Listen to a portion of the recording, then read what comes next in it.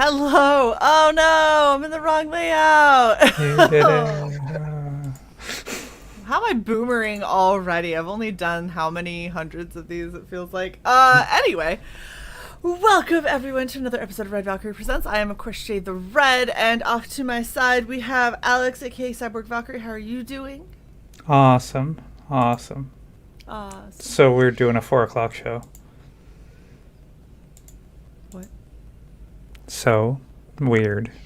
Doing. Oh my gosh, we literally do this almost every fucking weekend, and you're... What happened? Alex is a dick and booted me. That's what happened. Internet. How are you doing, SK? It's been a while since we've talked to you. I've been good. It's in the future again, so it's 8 o'clock here in Australia. So again, like I always say, the world hasn't ended yet, so don't stress too much. Good. That's awesome. What my question is, who reassures you that the world hasn't ended? Oh, it's a burden and a responsibility I take on for everybody. It's a burden, but you'll take it for everyone else. It's very sweet of you. So wait, does New Zealand, would they be in front of you? Yeah, they are. So New Zealand's in front of us. So the Nobody Kiwis wants tell to you. make a friend in New Zealand. Come on now. Xena was filmed in New Zealand, you asshole. Yeah, because it was cheap. Not because they were friends. It was just easy to get into New Zealand. I feel like Shae doesn't want to be on the stream tonight. All right, so we're here for volume 3 of Wordsmith, and I'm super stoked for this because I loved volumes 1 and 2. I like the concept a lot, where you craft words to help give people kind of feeling and emotion, but they don't always necessarily plan out the way that you think that they could. Or you have, I think that there was one where it was supposed to be really happy and joyful, and it was like a gift to a spouse, and it ended up with like them breaking up and it being like this huge thing that blew up in her face, but it was actually for the better. It was just, it didn't seem that way initially. Yeah, and it was wonderful to read. Oh, thank you so much. That was in volume 1. So I think Bonnie gave her husband George the word, if I remember right, dream, and she was thinking that would just make him feel, a little bit more enthused about life. And right. But what she found out was that George's dream was actually to visit a different country, and it was the bakery which Bonnie runs was her dream, not his. And so he realized, I've given up my own dream to give yours. Maybe it's time to follow my own. And it turns into that whole, like, they kind of broke up because of it, and it was so sad.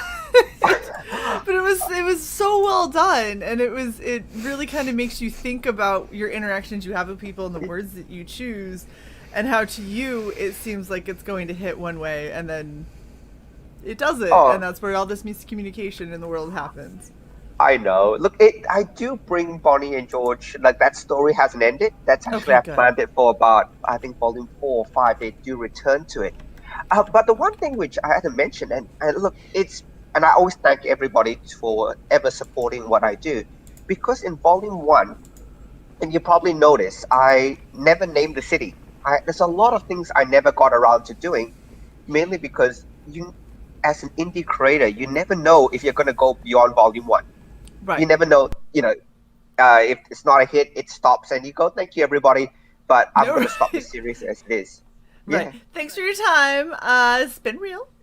Yeah. Bye. But I've been really lucky.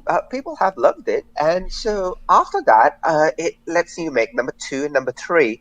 And I think the number 2 I actually got to expand about the lore a lot more. So you get to see a lot more of the world. You get to see there's different states. And number 3 even expands it even more. You get to figure out that's, the world is bigger than just, Victoria's little patch of the world. That's awesome. So you get to, I think even number 4, which we planned, you get to meet Dimitri's younger sister. So all these little connections that I drop a lot of seeds throughout volume 1 and 2, but you actually get to see the seeds grow basically, and I love it, and I love that as you expand each of the volumes, you can expand, you can world build. Yes, exactly. That's awesome. Hello to Death Metal Hero. Thank you for stopping by. So, for anyone who doesn't know, we're talking about Wordsmith.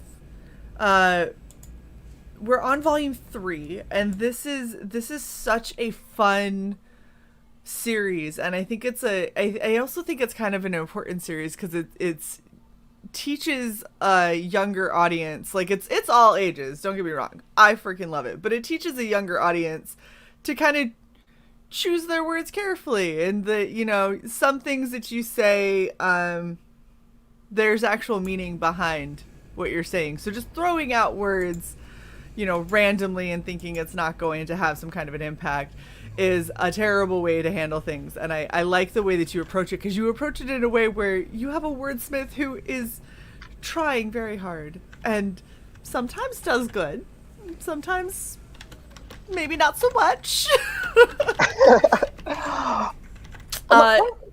Go ahead. The biggest comments are actually because the good thing about wordsmith is it's part of what they call the it's in schools. It's part of the reading challenge in schools. So if you're in year 3 and 4, you can actually in my state basically, if you read X number of books as a kid, you cross a certain challenge. What happens is you get what they call a certificate in a year. So if you read 10 books, you get a bronze certificate. You read 20 books, you get a silver certificate.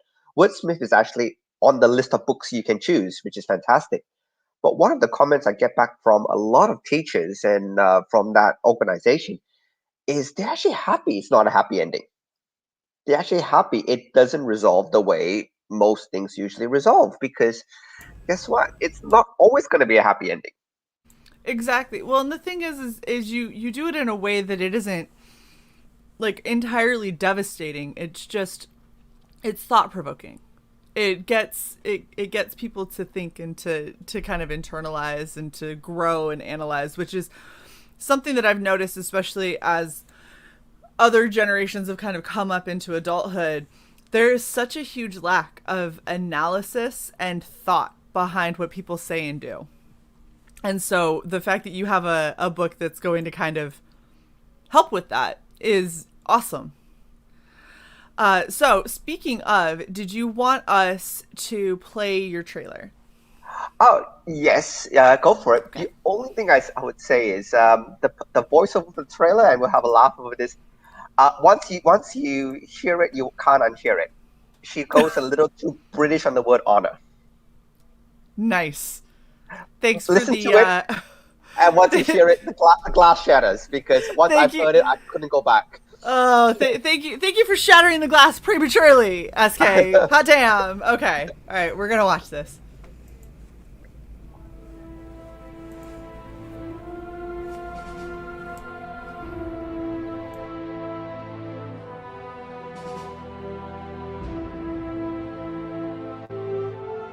Wordsmith is a steampunk fantasy adventure. In the next exciting volume of Wordsmith, learn the true meaning of the word honor. Is honor being brave in a fight? Or learning to face your fears? Victoria finds herself having to stand up for what's right. Is that honor, and can her words save her this time? Find out in this volume of Wordsmith, Fear and Honor, the world of Wordsmith. Has amazing characters, fearsome dragons, thrilling adventures,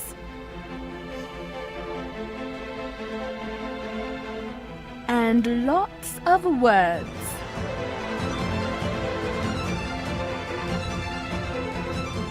All it takes is a word. Honor. Oh, I'm sorry. I have to ask you a question. First of all, the trailer's good. Second of all, was it Fiverr?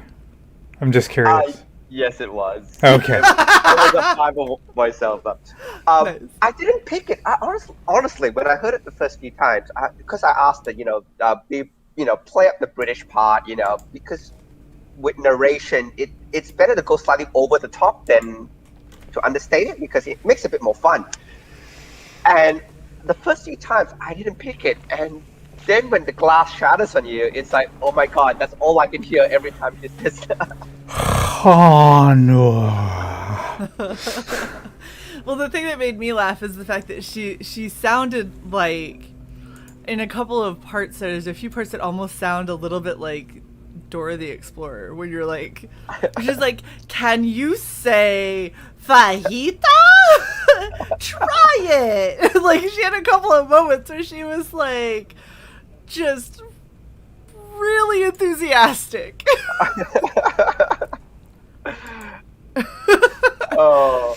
No, it's great though. I think it's a good trailer. You ruined me with the honor thing because she started, well, it started like that, and then she would be like, do you have honor? Like, wow. Not sure. That's quite the question mark you added to that. Was that 3 question marks? I'm just curious. Like, there's a lot of emphasis.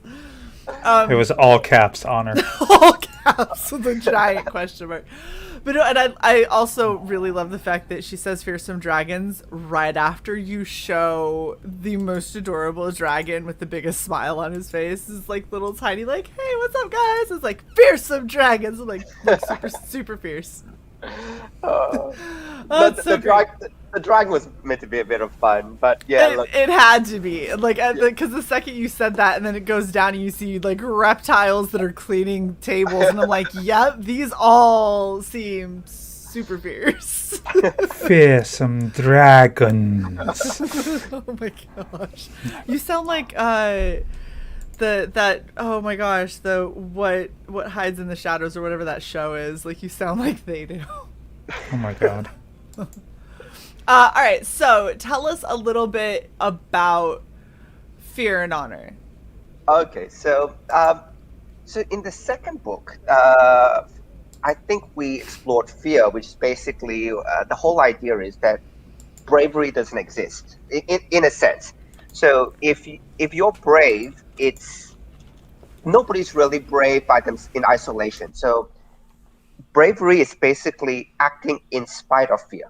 So I think in the second book there was a whole competition where they had to make the word brave. Somebody's made the word that makes them feel strong. But what Victoria was stating was, you know what? Bravery isn't being about being strong. If you're not afraid, you can't be brave. And that was the whole concept behind it. And so in this book, what happens is she brings the gift of fear to a general, basically the lieutenant's dad. And what he's thinking of doing is he's thinking of basically weaponizing the word fear for a future conflict.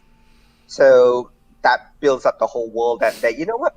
And I did drop hints in, I think, volume 1 and 2 that the world, there's something that's brewing in the background. And so you get a little bit more glimpse about what's brewing in the background, that, you know what, there's a lot of tension between the different countries, and they're trying to basically get any weapon they can. And they find that fear is going to be a really good weapon to use. And Victoria's doing her best not to let her word be used as a weapon. Mm-hmm. So you can kind of say, yeah, we need to weaponize the word. That's the basically Alistair's dad, who takes the word that's meant to be a gift, and he basically sees something else into it.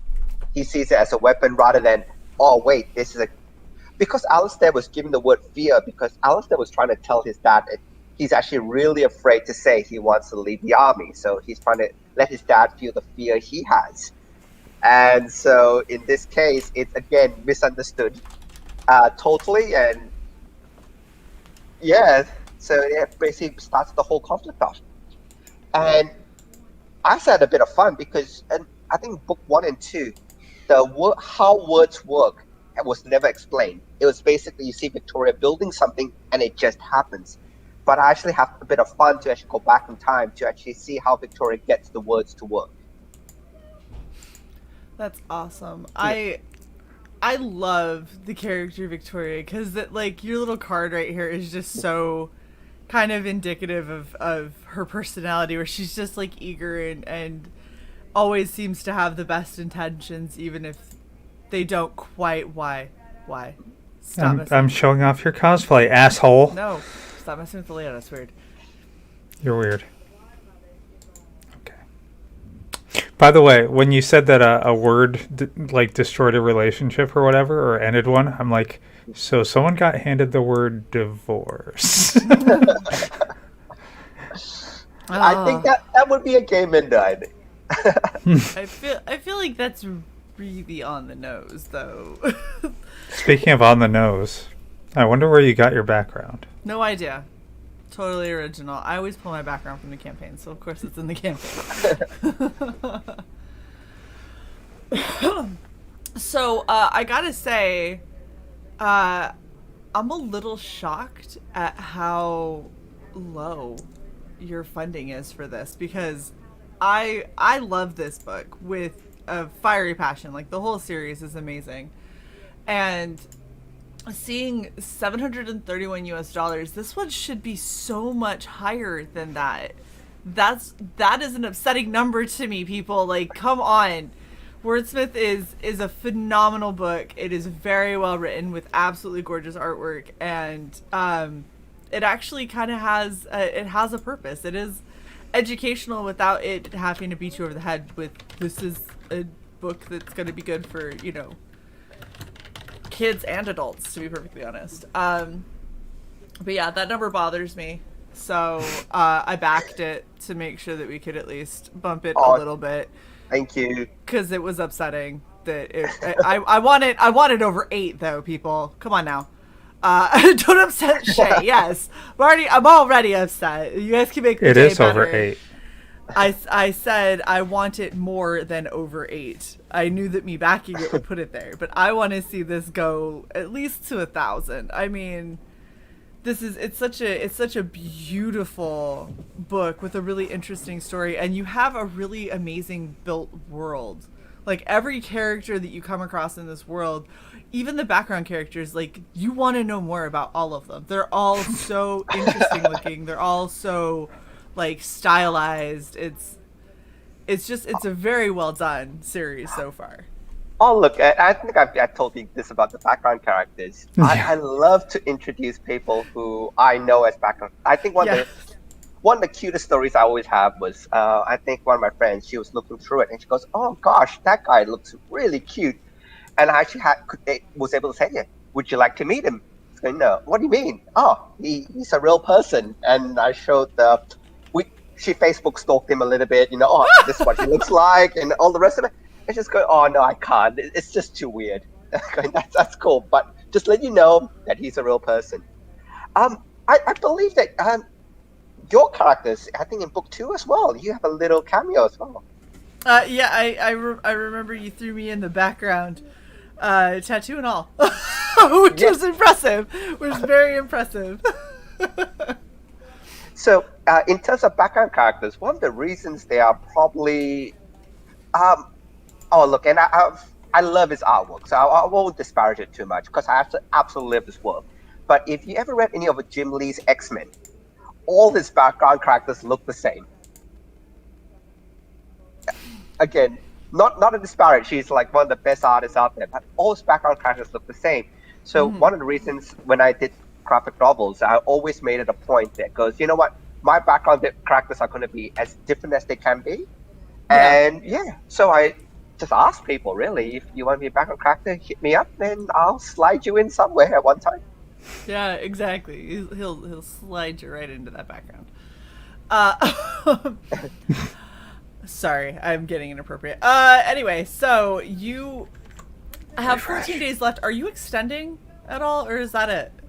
I'll probably, it depends. Like if there's a lot of interest towards the end, but I'm happy for it to finish up in the 14th. I'm not particularly stressed. So Are you going to keep it in demand?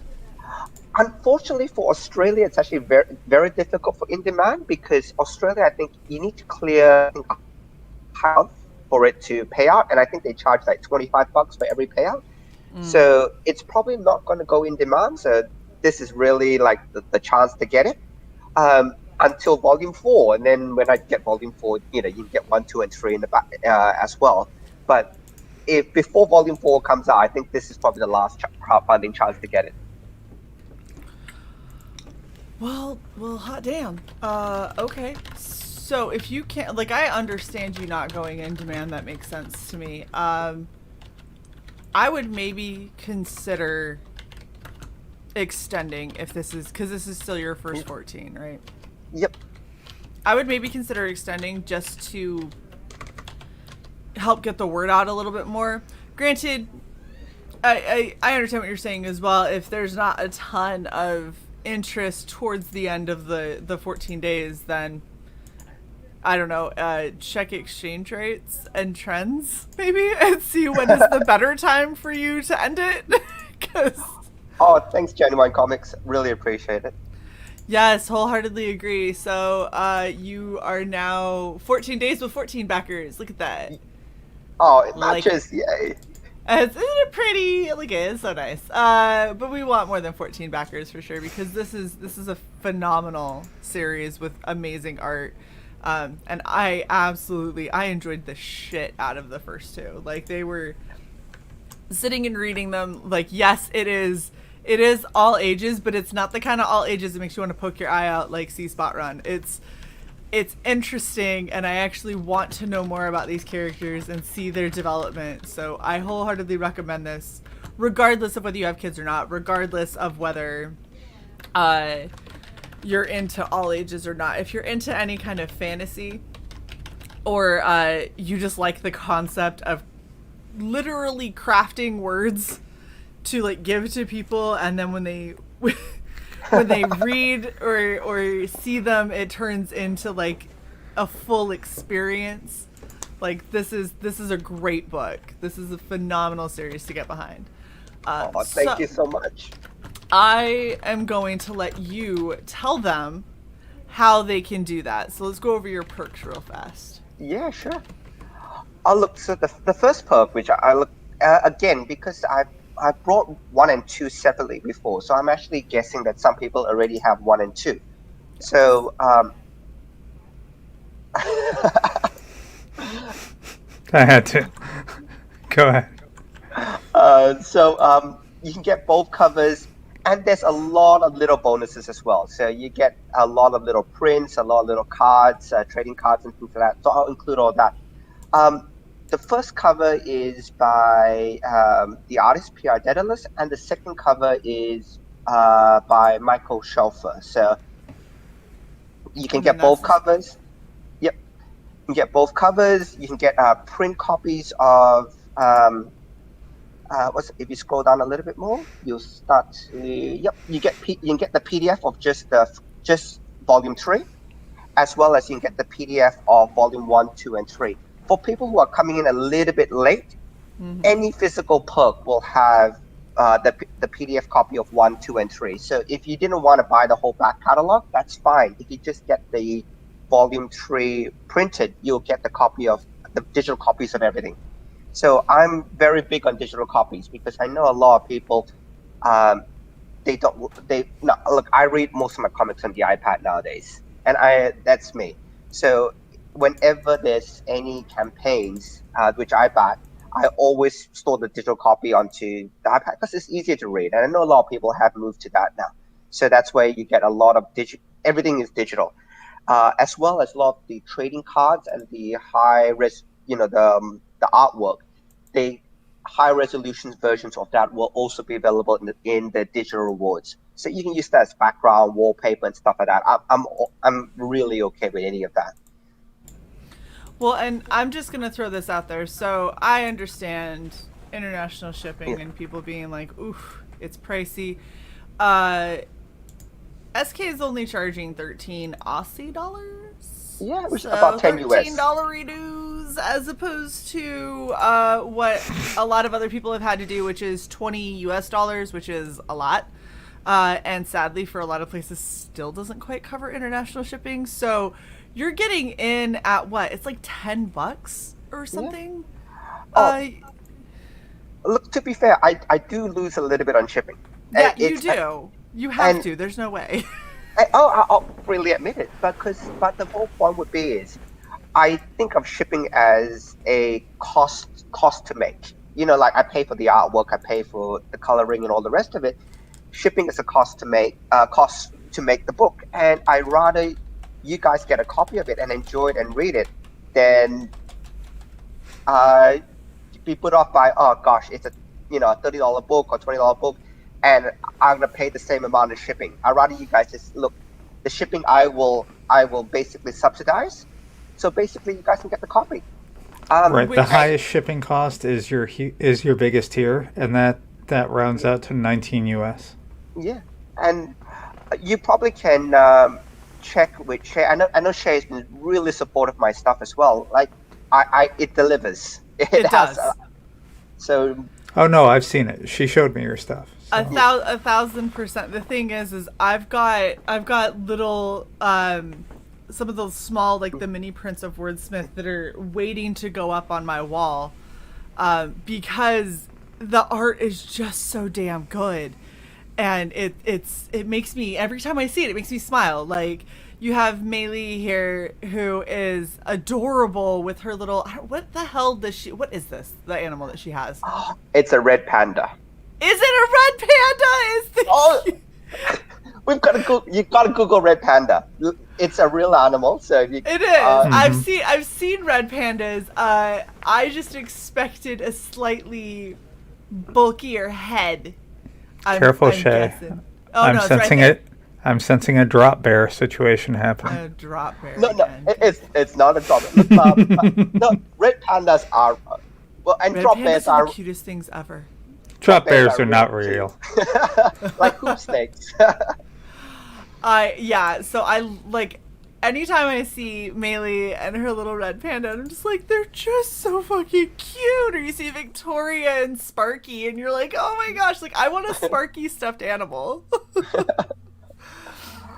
Oh, I would love to, actually. It would be amazing. I need to get better at sewing so I can try and make a mock-up, especially if you look at him right here, where he's standing with his little coiffed spikes that look like his little hair, and he just looks so happy and inquisitive. My gosh! Because I think this is when Victoria was younger. Sparky couldn't speak yet, so I can't wait for you to read it, because in this initial part, because Sparky can't talk yet, everything is by emotion. So I think the artist went crazy. Like, he just, like, you can see him inquisitive, you can see him sleeping, you can see him yawning. Yeah. So the first, I think, this part of the story is just all facial expressions to Sparky. Oh, I love it. I want like a Sparky badge set of just his little facial expressions when he was a baby. Oh no, but you have to bring up red pandas, because I would love to show the audience. Oh yeah, for anyone who hasn't seen a red panda, let me. Because they are absolutely adorable. They look like a cross between like a cute little bear and a raccoon.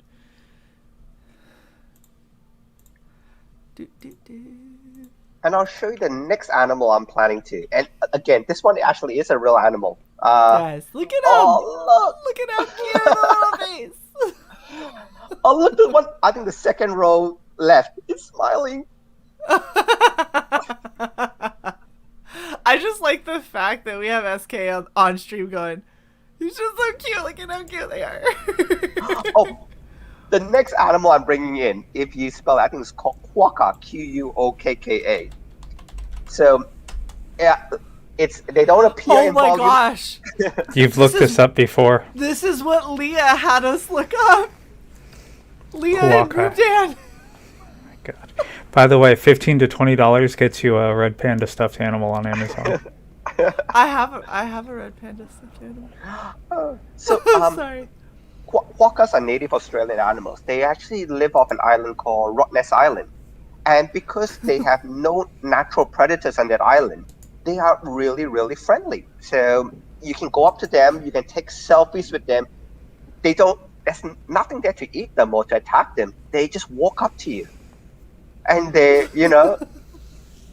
Look at all of these fucking pictures. It's like, hey, how's it hanging? They're like, hi, thanks for visiting. This is our island. I have a leaf.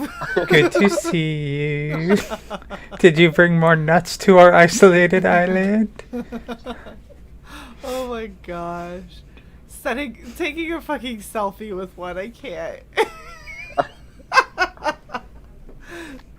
Yes, I'm glad that you're introducing this ridiculous animal. It is so happy. So you're an Aussie. What is Replicator Rob talking about there? Tanuki?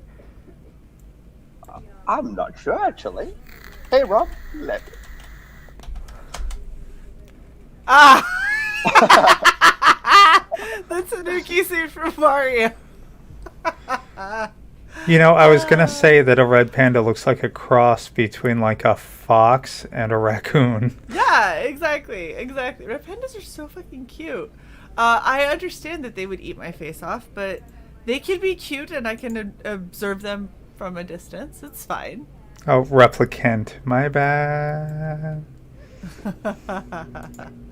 This is what I get for glancing. Right? How dare you? How dare I? You should feel bad. You're not showing the campaign anymore. I'm bringing it back. Gosh, you're so impatient. So this is another sales pitch then. Like every volume after that, I will introduce another cute, obscure animal.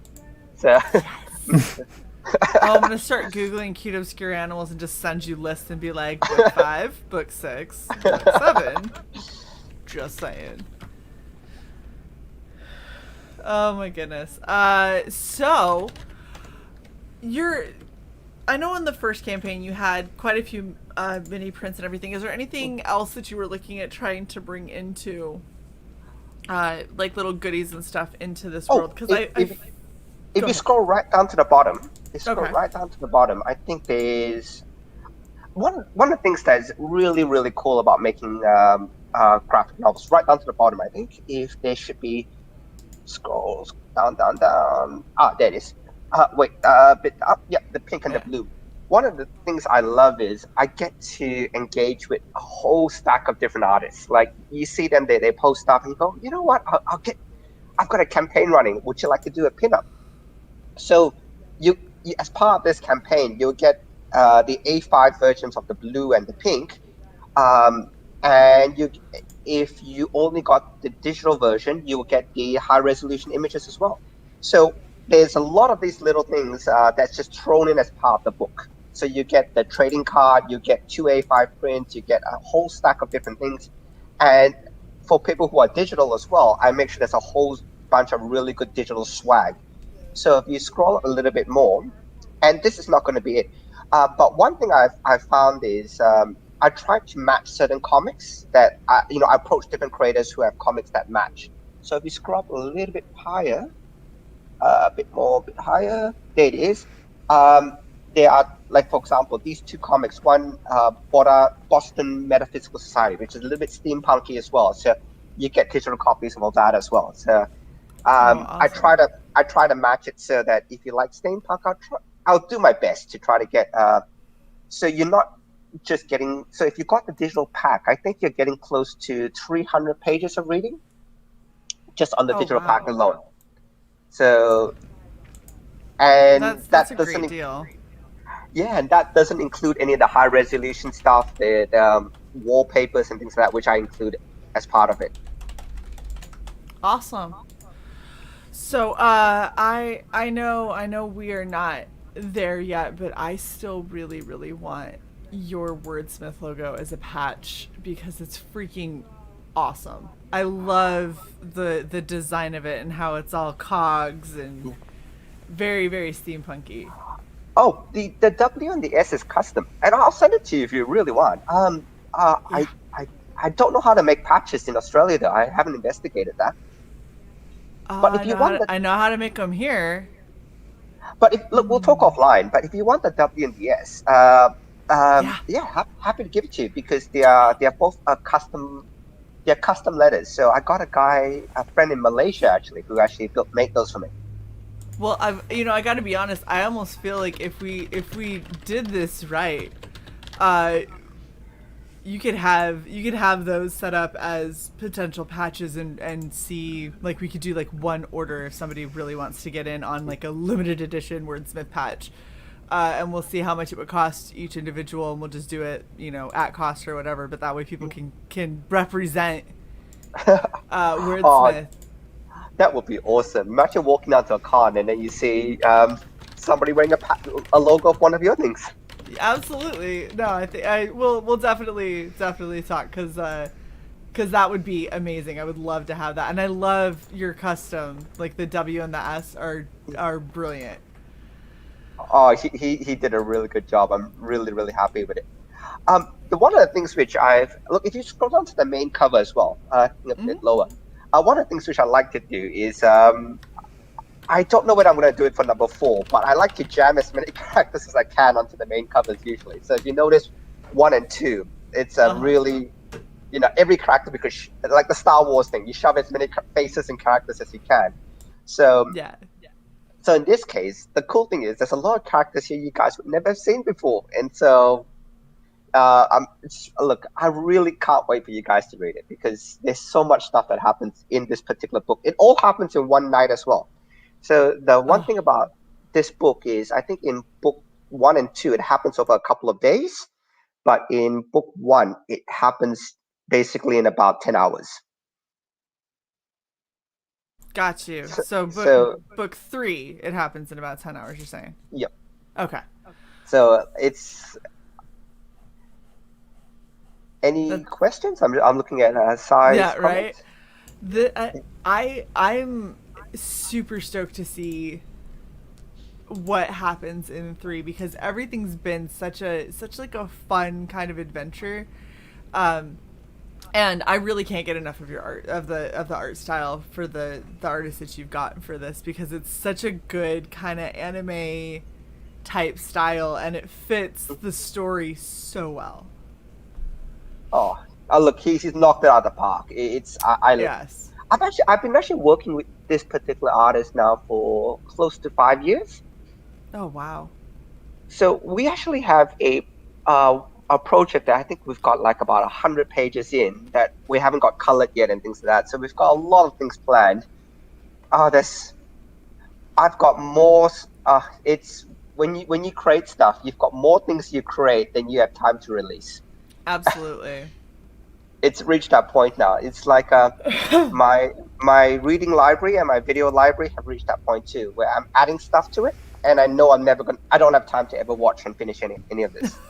Oh, that's terrible. I hate that. Genuine Comics did have a question. He says, is this an ongoing series or do you have a set number of issues planned? Okay. I don't have the final number. So, look, I'm guessing it's going to finish up right at about... Look, each of these are graphic novels. So each of these are about... Like, for example, this book is going to end up being about 64 pages. So each of the volumes is about 60-ish pages each. Look, in terms of page count, I think to tell the whole story would take me about 12 volumes. So 12 times 6, about 700 pages. Saying that, though, I know the ending. I know how I want all the resolutions to happen. I don't quite know how to get there yet. I know the. Yep.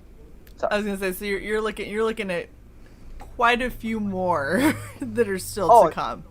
Oh, definitely. I suppose that's that's the one thing about, like I think I mentioned to Shae before, that's the one thing about indie creation that it's actually really interesting. Like with volume 1, I never knew whether I was going to have more than one volume. And that's why volume 1 kind of tells the story and ends it the way it does. Mm-hmm. But with volume 2, because it was a little bit more successful, I was able to leave on a cliffhanger. And in volume 3, I was able to expand the world a lot more. So I do have an ending to answer Genuine Comics. I think I do have an ending in mind. I think it will take me about 12 volumes to tell the whole story. Okay. But I haven't figured out how to reach the ending yet. So that helps. So 12 question mark. There's potentially more. It all depends on how much support we can get SK so we can keep making such beautiful comics, because I really I can't say it enough, and it's so shocking to me that you are putting out a comic that has a really good story with really great art, and it no matter what, it always seems to fly under the radar, which just shocks the hell out of me, because it's beautiful. More people need to speak about it for sure. And I know that I'm going to be tweeting it out a hell of a lot more, because I mean, I clicked on it today and went, we haven't even broken 1,000? Like, come on. So we're sitting 14 backers with 14 days left. If you know anyone who likes comics, anyone who is into steampunk, anyone who's like a younger reader, anything at all, I would send this campaign their way and see if we can't get SK a lot more play on this, because it's very much worth the read. It's very entertaining, and honestly, S does great work. Thank you so much. Really good work. So, Sai, do you have any questions for the man of the hour? None that have not already been answered, because you guys covered a lot. That is No. There's another question from Genuine. I think I'm happy to cover that one. Is it viable for you to make these impressively thick books for these low funding goals? Okay, so crowdfunding isn't the be-all and end-all for me. Where I've been lucky with volume 1 and 2 is in Australia, I actually have a publisher / distributor in Australia. So a lot of what happens post crowdfunding is this distributor basically, I'm in bookshops in Australia and New Zealand, and so a lot of it comes, I use crowdfunding as a way to kind of get the first engagement in, to get that first, hey look, help to cover a lot of the initial cost. But I'll take a step back. It's not in it for the money. I'll be really honest. Most creatives basically break even with a lot of these things. And like I mentioned, in terms of even shipping, I subsidize that as well. But where it's important to me is where I get to go to different schools. I get to basically talk about, words. I get to have a lot of fun. Like one of the things I do in a lot of school workshops is I get them to make characters up. So one of the exercises I have for the kids is basically think of an adjective, think of a noun, and mush them together, and basically you have a new character. You would be surprised how many times the word fart comes up as the noun. I don't think I would. I think that would be the first surprised. It's like, it's like give me a word, fart, smelly. But that's why I make this. It's really so that I can then take it to schools. I can then enjoy it with school. And to be really fair, I want it to be read. That's what it really, really comes down to it. If you're ever in Australia, if you go to a library, some of my books are there. That's what I want to happen. I want my books to be read and enjoyed. And because it's aimed towards kids as well, it's such a I think the biggest compliment I've ever got was from teachers basically saying, you know what, we loved it, and we actually loved that. Oh, but small spoiler alert, it's not always a happy ending with my books. Although it's a kid's book, it's not always a happy ending. And a lot of parents actually connect with that, because guess what? In kids' lives, too many kids' books, they show the kid as not being resilient. They show the kids as being ultra tough. They solve all the problems and everything magically becomes perfect again. But if you keep doing that in kids' books, it gives it too much of a fantasy when real life sometimes isn't always perfect. A Exactly. good, yeah, like mommy and daddy may not always get back together. This might be your new normal. Yeah. Uh, your brother or your sibling, touch wood, that sickness is actually it's actually tough. You will have to go through obstacles. And to teach sometimes that everything is going to be absolutely perfect is sometimes the wrong message. It's actually sometimes Agreed. better to teach resilience, to say, hey, look, the world is tough, but you can be tougher. Sometimes that's a better message. Like Oh I think yeah. yeah, That's but actually that's something that I've been really frustrated with is the amount of like adults, especially when you're talking in their 20s, um who are, running around and being like, "What do you mean? Like you can't just tell me no." And it's like that I absolutely can and I will over and over and over again because no, like you don't just get it because you want it. You don't just like that's not how life works. And I'm sorry that people let you grow up all of this time thinking that everything is just easy and that you don't ever have to work hard for something. You don't ever have to go through a shitty situation to get to a better one at some point. Or maybe a shitty situation has been thrust upon you and there's nothing that you can do about it.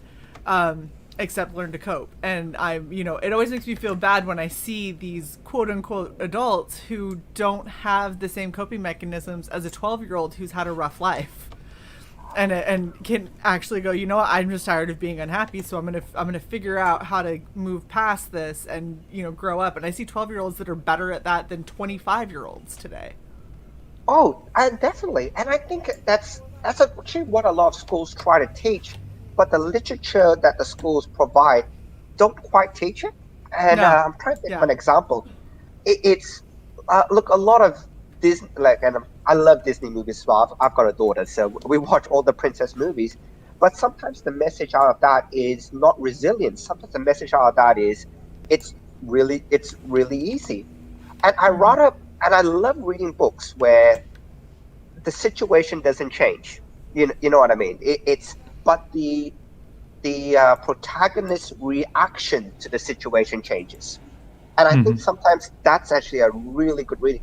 So, for example, um, and this is topics that sometimes the kids bring up, like the mom and dad are separating. You know what? As a kid, you probably can't fix that situation. Mom and dad probably had deeper reasons of why they're separating. You can't fix that. The only thing you can do is react to it. And sometimes you react to it with guilt and all the rest of it. But sometimes you react to it with, you know what? This is my new normal. I accept it, and it's not perfect. But guess what? I'm gonna, I'm gonna do the best I can out of it until I can change my situation. And you find that those type of kids, as you mentioned, those 12-year-olds who have been through, family separations, sickness or whatever, they get to accept the world a lot better than you said. The people who have been sheltered in my life through have to face a tough situation, a situation right. where you can't just pay your way out of, or you can't just change. Exactly. Well, and I like the fact that you're doing that, but in a way that doesn't feel crushing. Like it doesn't feel like you're intentionally trying to destroy children. Oh no, no. It's you're showing them that sometimes things are hard and sometimes you have to be resilient, but that you can, as long as you work, on moving past it, you can move past it. And I Oh, really like that that's kind of a running theme throughout this series. And oh, it does it fun, and it does it with a lot of beautiful artwork to go along with it. oh, definitely. Like, I'll spoil Volume One a little bit. There is a breakup in Volume One, and Victoria does her absolute best to try to fix that breakup, but in the end, she can't, because there was something a little bit more deep seated to the breakup, and Victoria basically just brought it out to life. And I think that's important. I think that's really, really important to show Well, that, that what, happens. That happens in a lot of situations. There's a lot of oh yeah, situations where things have been strained in a relationship, whether it's a friendship or a romantic relationship. Things have been strained, and somebody new comes along and just unintentionally shines a light on what that problem was, and then finally, because it's there, it's in the light and it's in their face, the people that are involved in the situation are like, I can't keep ignoring it. Like it's right here and it's here for a reason. It keeps coming back, so let's just deal with it. And I like that you're doing that in a way that isn't pandering and isn't overburdening, but is accessible at many ages. Thank you again. Look, it's not that depressive a book. In case making it sound a little bit more depressing, it's still a magical book. It's still really light. It's really fun. I think, and that's one of the things I think a lot of modern writers miss as well. And just talking about, I know you have a writing circle, so it's that a lot of modern writers miss the allegory. It's actually sometimes better to introduce a situation and show the character works into the situation than to just hit you over the head with, this is bad, this is good, do the good thing, bam, don't do the bad thing. And I find a lot of modern writers, that's all they do. It's like, there's no nuance, there's no because theme. It's hard. It's hard to write that, and it's hard to come up with a resolution for it. Exactly, and instead they just go, no, you're bad, I'm good, you should do the good thing. And it's sometimes when you read it, it's like, gosh, did you even try? Because like I said, and bring back to real life. In real life, nobody's going to say to you, that's a good or that's a bad thing. What you find in real life is everything is gray. And you're kind of always just navigating through the gray, and sometimes you lean more towards the white, sometimes you're more leaning towards the black. But that's that constant navigation in the gray that I think a lot of writers have missed. And I think it's an absolute shame that part has been missed so much. Oh, I agree. Oh, well, honestly, I can't say, I'm just going to keep sounding like a broken record. I really think that people should go and back this. The first 2 volumes were phenomenal. There's so many more that SK wants to bring around, and I really enjoyed the hell out of this. So I will keep backing for sure as many times as you bring volumes to Indiegogo so I can get my hands on them. Is there anything else that you wanted to throw out there about the campaign last minute before we wrap?